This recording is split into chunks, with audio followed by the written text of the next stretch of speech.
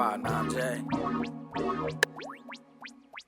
C-Dub on the beat. Back against the wall, CL20's knocking rated. IGI's tripping, validated, shoot ready. Brown incarceration, got my people living daily. Gang wars back to back. What's good with everybody, man? I hope everybody's having a productive day, feeling blessed. And like I always say, it's one life, one chance. We only got one chance to do this right. Let's get it done. So let's get into this story right here, man. This story is going to be a trip, man. So we got the MS13 gang members in Los Angeles County. This is where the case was convicted at, right? So we have the gang right here that you see above the screen, Los Bagos clique, and a couple of co-defendants that were involved in this case from Tiny Winos. So one dude in particular, his name is Angel Jimenez. He was an MS13 member for the Bagos clique in Los Angeles. Now, he joined MS13 when he was like 13 or 14, but in 2010, he decided to leave the neighborhood. He decided to leave his clique and moved out. But, you know, circumstances weren't so good for him where he had to move back with his parents and right back into his neighborhood. So he had been gone for a period of 2 years, but usually when you're part of a neighborhood, a lot of people remember you. So if you come back, it all depends how the dude left on whatever circumstances he left on. So one day he's walking down the street and two MS13 members from Bagos clique were pretty much banged on him and was like, "Hey, fool, where you from?" So he didn't want to get jumped. He didn't want to get, you know, obviously the brutality that those dudes enforce and inflict on people is vicious. He didn't want that to happen to him. So what did he do? He went along with the script and decided to say, you know, "I'm from Bagos, man. I'm such and such from Bagos clique, man, MS13. So they introduced themselves to him. Now, he only met one of the suspects in this case prior years ago. They still banged on him, though. So they were like, "Hey, fool, we need your phone number." So he slides them the phone number and he's like, "Hey, man, the boss is going to be getting at you pretty soon, bro. You know, it means we're going to holler at you." So sure enough, a couple of weeks later, they show up to his apartment complex. Same dudes that pressed him on the streets. And we're like, "Hey, bro, the boss is going to be getting at you shortly. But either you're going to start putting in work for the clique and start riding on the Endemigas, or you're going to have to start paying 20 to 40 bucks weekly, a weekly tax. Or else we're going to start beating you down, severe beatings. You're going to face the consequences if you don't pay these taxes." So dude obviously pulls out 40 bucks and was like, "Here, man, that's for the clique." So they told him, like, "We're going to be back here every week. And don't be a day late and a dollar short and a penny less. We're going to be here every week to collect this money." Because he chose to opt out. He opted out. He's like, "I'm not going to put in work. I'm not going to go do highlights. I'm not going to do no dirt. But I'll easily give 40 bucks. So about a week later, they pull up and they're parked outside of his apartment complex. They found out where he lived. Told him to come down. So he comes down. He's like, "Hey, man, we need some feria." And he was like, "Bro, I only got like 20 bucks.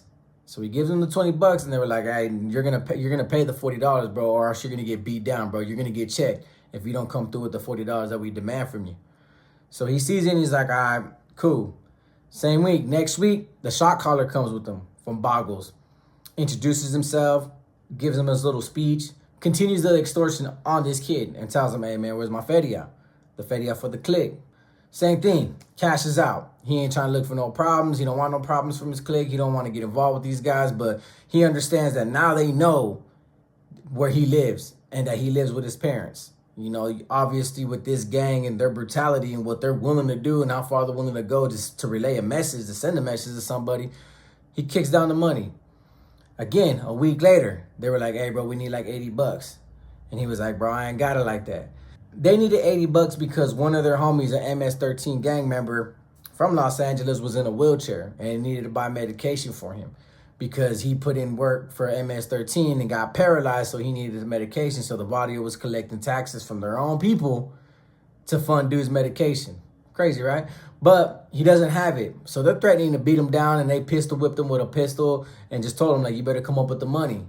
So what does he do? He goes back inside and he grabs his laptop and he sells his laptop for 150 bucks and gives the whole 150 bucks to these guys. They're content now. The shot caller's content. The Vadio's content. Another week later, they sent some two MS13 members from Tiny Winos to go collect some money, and they wanted 40 bucks. They said the Vadio needed. There was some funeral service. Two MS13 members got gunned down, and they needed a lot of money from him, and he needs to come up with the feria. He comes up with it. Next week, same thing. They're calling him like, "Hey, man, we need $100. Once he realized that they were trying to extort him for more money, little by little by little, I mean, what else was he gonna do? He can't go up against that gang. He refuses. These dudes are gonna, they're gonna swing machetes everywhere, like Danny Trejo in the movie. He doesn't want to indulge in that. He doesn't want that to happen to him, especially to his mom. This is his lifestyle. This was his choice. This was his neighborhood. These are his homies. He didn't deny it. He said he was from Bagos, so they started extorting him. So finally, he grew the corazon to finally say, you know what, I'm gonna call the cops.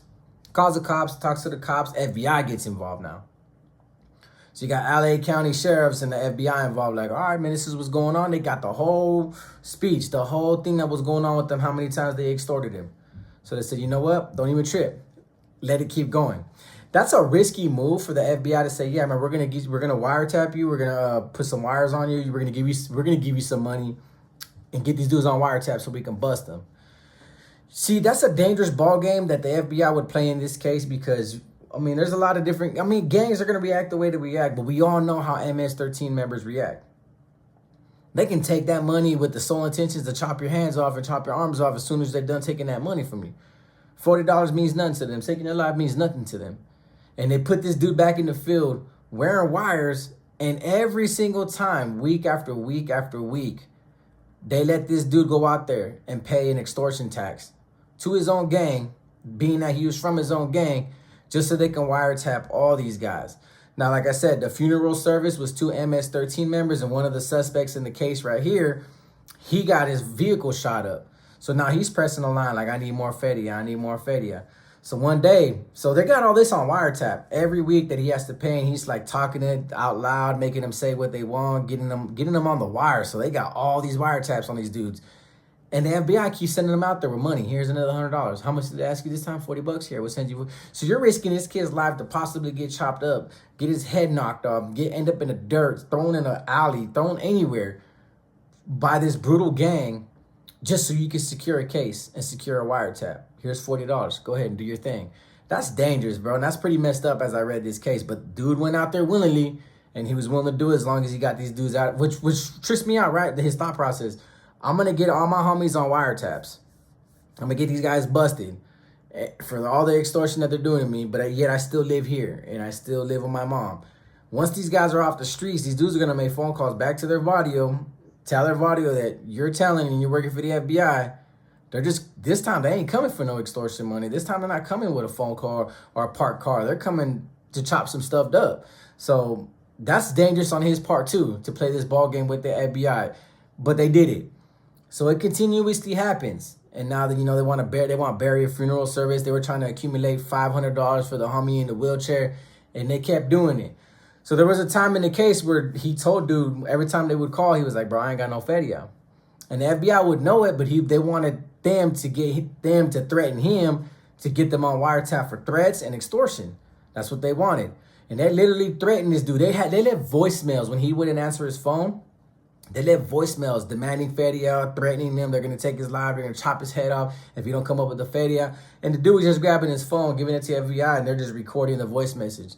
More evidence, but still a deadly ball game to be playing with somebody's life in the first place.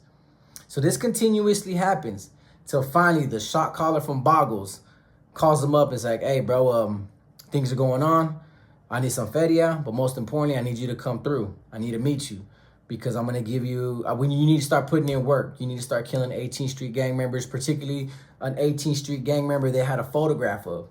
And they wanted him to meet the shot caller so the shot caller can give him the photograph of the 18th Street gang member that was the primary target that he needed to kill. So once they did that, he took it to the FBI and was like, here, this is all I got, man. This is what they want me to do.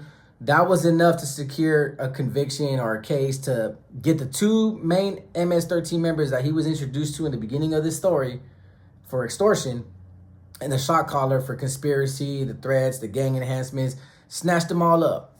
So now they started calling them, his own Vadio started calling them like, hey, fool, you're a rat, fool, we're going to woo, woo, woo, and got his sanction through the Mexican Mafia to greenlight this dude. Once the FBI heard that he was greenlighted by the MS13 gang and the Mexican Mafia, is when they decided to say, you know what, we're going to snatch you off the streets. You've done your job. You've got a couple criminals off the streets. We got a good case. We got a good conviction. We'll relocate you. So they did him that. They relocated him and his family to an undisclosed location. But the part that threw me off wild, man, is that they gave this dude $7,200 cash for his services for working for the FBI and helping build his case. Now, mind you, two sides to every coin. You can look at it like, well, $7,200, bro. People have to work months for that, man. People don't got it like that. I mean, people even check. You can say whatever you want, but to put this dude in the line of fire, behind enemy lines per se, because he's in his barrio, he went back just because he wanted to live with his parents, take care of his parents, whatever the case may be, got caught up in this mess, decided to report these criminals, and the FBI and law enforcement in LA decided to say, you know what, we're going to play with this, man. Let's build a case more and more. Dude, anything could have happened to this kid. Anything could have happened. They could have literally caught wind of it. They could have got paranoid. They could have smoked a bad sack and just was like, nah, we're going to smack this fool after he gives us his $80. Hell yeah, bro. Now, he already said no once, fool. If he says no again, fool, that's a wrap. Because he had to say no a couple of times to get them to send threats so he can record it and turn it over to the FBI. That's the tripped out part, that he was playing that game and he was indulging in it. Like, bro, that's dangerous. Them dudes could have really flipped and said, you know what? Cut your hands off, bro. Hey, cut your head off, man. We already heard many stories throughout the United States, articles all over the news about these guys and how dangerous they really are. But he did what he had to do to secure that conviction. And he did it, and all these individuals got 45 years to life for extortion, gang enhancement, conspiracy, and God knows what else. But it tripped me out about this story, right, is that the part where he said, because they knew that he wasn't part of the hood no more. Yet they approached him to bang on him to see what he would say. So he's saying he's from his barrio, and they took it like, all right, then you want to say you're from the barrio? You either put in work or you pay your taxes. That concept alone is a great message to send to everybody all over YouTube, and for those that are watching that are still clicked up.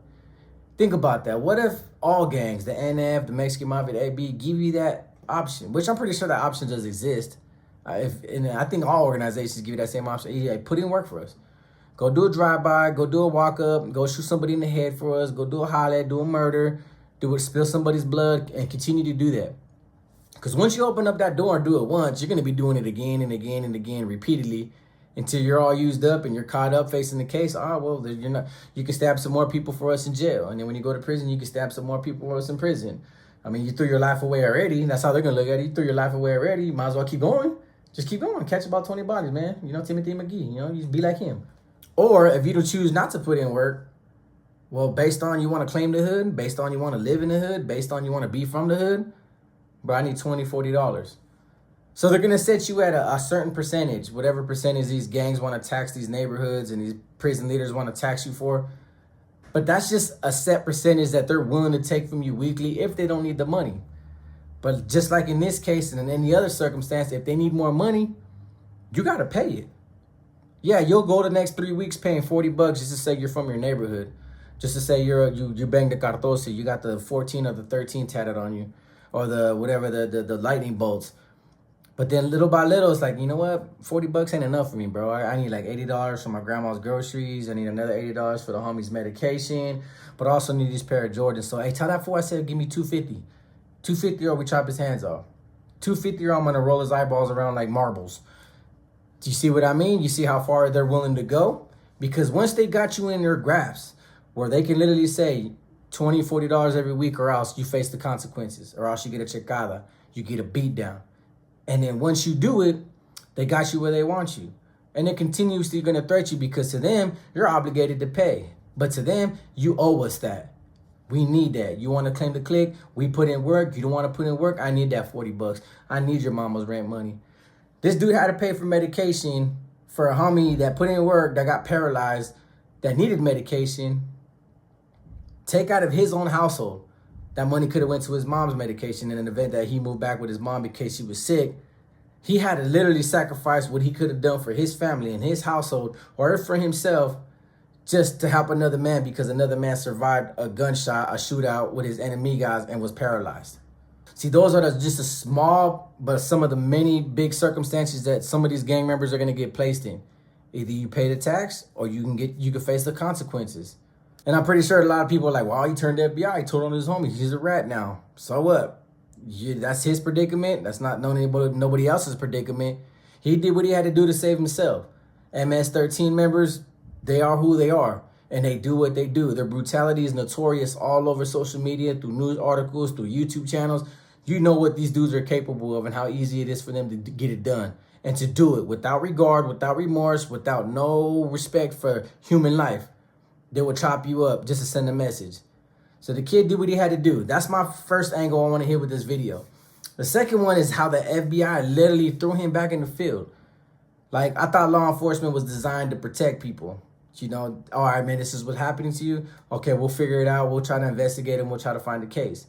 In this case, they were like, man, go ahead and strap this wire on and go back out there and take your chances. And hopefully that you make it back with some evidence so we can snatch them up before they do anything to you.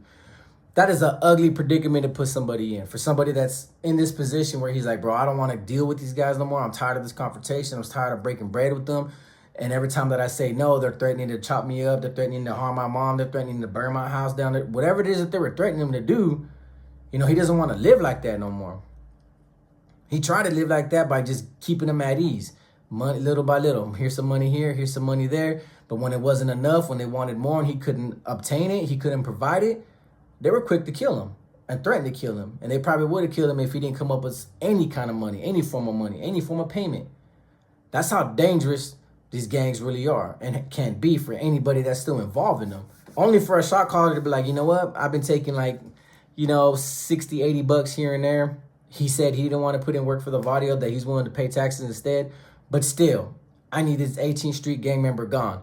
So I'm going to ask you to do it. Now, if he would have said no before this case got turned over to the FBI, imagine if the FBI wasn't even involved and he was just going with the flow of things in hopes that they didn't ask him to do this. And he's like, hey, bro, I need this 18th Street dude gang member killed ASAP. And he didn't do it or he wasn't capable of doing it. It'd be his photo being handed out to the MS13 members like, hey, when you see this fool, chop his head off and roll it like a bowling ball. So when I read this case, I tripped out on it. And I just there's way more to it, like a lot more dialogue. I just broke it down in simplistic forms to create a message. But that's very dangerous. So that's why the shot caller of his own neighborhood got busted, because dude literally had a photograph of an 18th Street gang member that he wanted to knock down. And he was circulating it to everybody like, man, get it done. Tripped out story, right? Thought I'd bring that story to you guys' attention. So with that being said, like I always say, it's one life, one chance. When you got one chance to do this right, let's get it done. Peace.